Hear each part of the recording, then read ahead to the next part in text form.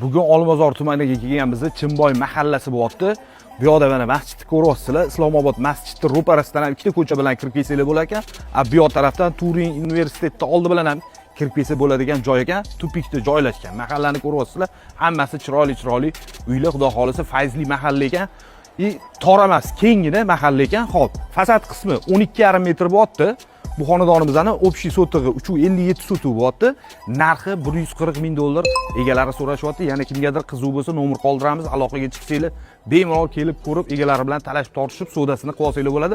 Ichlarini ham bitta ko'rsatib chiqamiz. Qani ketdik. Bu xonadonda bemalol yashab turib, kelajakda buzib quraman degan aka-ukalarga ham zo'r variant. Menimcha mashina qo'ysa bo'ladi.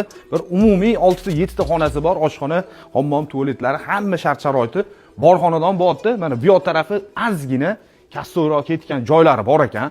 Endi shuni hisobini olib qo'yasizlar, lekin mahalla lokatsiya betda vashshi zo'r, gaz, suv, svet, kanalizatsiyadan betda umuman muammo yo'q. Maktab, bog'cha, masjidlar ham muammo yo'q. Buni hamma biladi, shahar qoq o'rtasi bo'lyapti. Olmazor tumani bo'lyapti. Aloqaga tushuringlar, chiroyli narxlarda inshaalloh barakasini qilib olsanglar bo'ladi. Nomerni qoldiramiz. Telefon qilinglar, kelib ko'rib srazi barakasini qilib oladigan joyi qo'ldan kelgancha yana kelishtirib beraman, duo tilar egalari.